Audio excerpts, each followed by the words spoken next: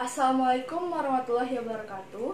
Nama saya Intan Zaleha Permatasari, mahasiswi Ilmu Hubungan Internasional Angkatan 2016. Pada kesempatan ini, saya akan mempresentasikan hasil penelitian yang berjudul Analisis Perubahan Kebijakan Qatar dalam Menangani Pekerja Migran. Pada bab 1 pendahuluan, dimulai dari latar belakang Qatar sebagai salah satu negara tujuan populer bagi pekerja migran.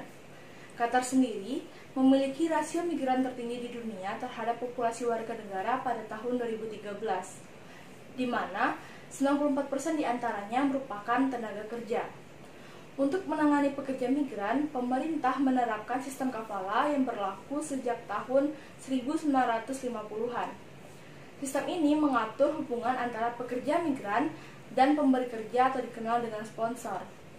Sistem kafala menjadi satu-satunya cara bagi pekerja migran untuk mendapatkan izin visa masuk, izin keluar, dan izin tinggal di Qatar. Namun, setelah terpilihnya Qatar sebagai tuan rumah Piala Dunia FIFA 2022, justru menjadi momentum ditemukannya berbagai pelanggaran HAM akibat penerapan sistem kafala. Adapun tuduhan pelanggaran HAM berupa keterlambatan dan tidak dibayarnya upah, kondisi kehidupan yang tidak layak, hambatan mendapatkan keadilan, larangan organisasi, dan penegakan hukum yang lemah. Kondisi ini mendapatkan sorotan internasional berupa kecaman dari organisasi internasional. Menanggapi hal tersebut, Qatar berkomitmen untuk melakukan reformasi. Di bawah kepemimpinan Emir Sheikh Tamim, dilakukanlah perubahan pada landasan hukum sistem kafala, yaitu Sponsorship Law nomor 4 tahun 2009 yang berubah menjadi Undang-Undang nomor 21 tahun 2015.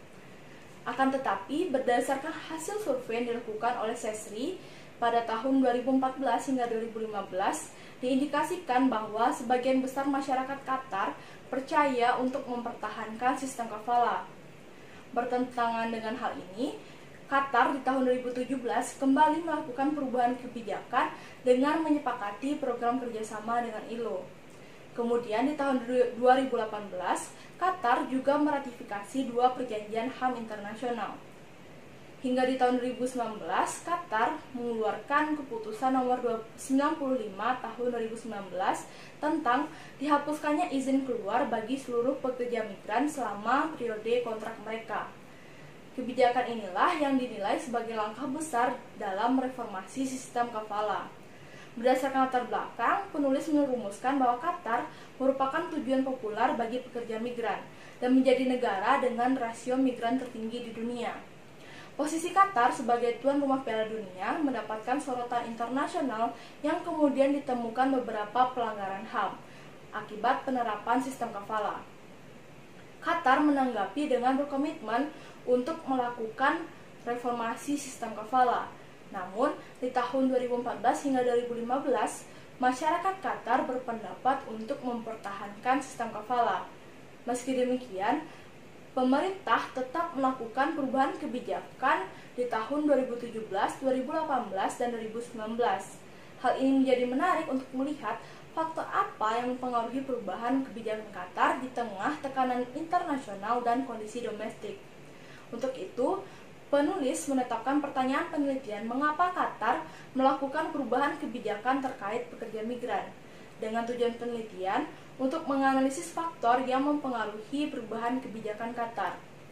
Adapun manfaat penelitian berupa manfaat akademis dapat memperluas wawasan mengenai kebijakan yang diambil oleh pemerintah Qatar. Sedangkan manfaat secara praktis dapat memberikan pengetahuan mengenai faktor yang mempengaruhi kebijakan Qatar bagi pekerja migran selama persiapan Piala Dunia FIFA tahun 2022 dan dapat dijadikan sebagai referensi untuk penelitian selanjutnya. Sebagai acuan, penulis menggunakan 5 artikel jurnal sebagai studi pustaka. Yang pertama, artikel jurnal karya A. Al-Emadi yang berkontribusi dalam menjelaskan dampak pelaksanaan acara secara sosiokultural, ekonomi, lingkungan, dan pengembangan pengetahuan. Artikel jurnal kedua karya Sarka Ganji berkontribusi dalam menjelaskan siklus kehidupan migrasi dan kerangka kerja pekerja migran yang telah disepakati antara Qatar dan negara pengirim. Artikel jurnal ketiga yaitu karya J. Osandeni berkontribusi dalam menjelaskan bagaimana ketergantungan masyarakat Qatar secara ekonomi dengan pekerja migran. Artikel jurnal keempat karya Heather M. Murray berkontribusi dalam menjelaskan kebijakan-kebijakan, aturan, dan hukum sistem ketenagakerjaan yang berlaku di negara-negara Teluk. Artikel jurnal kelima adalah karya M.F. Rentok yang berkontribusi dalam menjelaskan proses pengambilan keputusan di negara Qatar. Pada kerangka konseptual, penulis menggunakan konsep perubahan kebijakan luar negeri karena kebijakan luar negeri suatu negara ada kalanya mengalami perubahan dalam menghadapi sistem internasional dan kondisi domestik. Penulis mengambil konsep dari dua ahli. Yang pertama, Spiros Blafocus dan Dimitris Bourantonis, yaitu parameter perubahan kebijakan luar negeri.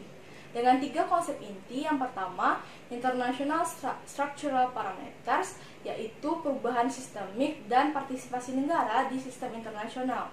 Yang kedua, Domestic Structural Parameters, yaitu pengaturan politik dan institusi serta proses pengambilan keputusan yang juga dipengaruhi oleh kelompok advokasi.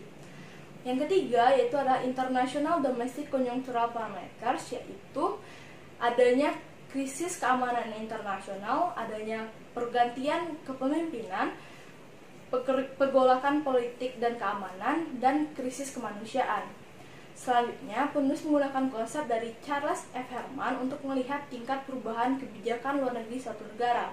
Yang pertama adalah adjustment changes, yang kedua adalah program changes, yang ketiga adalah problem or goal changes, dan yang keempat adalah international orientation changes.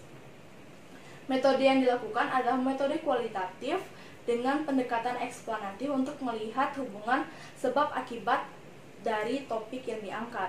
Dengan batasan penelitian, di tahun 2013 sebagai awal, Qatar berkomitmen untuk melakukan reformasi sistem kafalah dan juga awal pemerintahan Emir Sheikh Tamim. Hingga batas akhir tahun 2020 setelah dikeluarkannya keputusan nomor 95 tahun 2019. Dengan unit analisis yaitu perubahan kebijakan pemerintah Qatar dan unit eksplanasi respon komunitas internasional di level analisis sistem internasional. Teknik pengumpulan data yang dilakukan adalah studi pustaka dengan teknik analisis data berdasarkan pemikiran dari Miles dan Haberman yang terdiri dari 3 tahapan. Pertama adalah data reduction dengan mereduksi data yang telah dikumpulkan berdasarkan kategori tertentu. Tahap kedua adalah data display dengan mengambil intisari pada setiap bagian dengan menggunakan kalimat penulis tanpa menghilangkan esensi dari penelitian sebelumnya. Pada tahap ketiga, sebelum tahap ketiga itu ada analisis menggunakan konsep yang nantinya akan dianalisis menggunakan dinamika kausal seperti yang tertera di slide ini. Kemudian pada tahap terakhir akan ditarik kesimpulan dan verifikasi. Pada sistematika penulisan, bab 1 pendahuluan akan berisi latar belakang, rumusan masalah, pertanyaan penelitian, tujuan penelitian, studi pustaka, kerangka konseptual, metodologi penelitian, dan sistematika penulisan yang akan menjadi landasan awal dari penelitian yang akan dilakukan. Pada bab 2, membahas kebijakan sistem ketenagakerjaan pekerja migran di Qatar selama kepemimpinan Emir Sheikh Tamim dan sebelum terpilihnya Qatar sebagai tuan rumah Piala Dunia FIFA tahun 2022. Pada bab 3 akan membahas kondisi pekerja migran dan respon komunitas internasional terhadap pelanggaran HAM yang terjadi selama persiapan pembangunan infrastruktur Piala Dunia. Pada bab 4 adalah analisis perubahan kebijakan Qatar dalam menangani permasalahan pekerja migran pada persiapan Piala Dunia FIFA 2022 yang nantinya akan menjadi jawaban pertanyaan penelitian dengan menganalisis faktor-faktor yang mempengaruhi Qatar melakukan perubahan kebijakan. Pada bab 5 akan berisi kesimpulan hasil penelitian dan saran dari penulis. Sekian presentasi saya, terima kasih.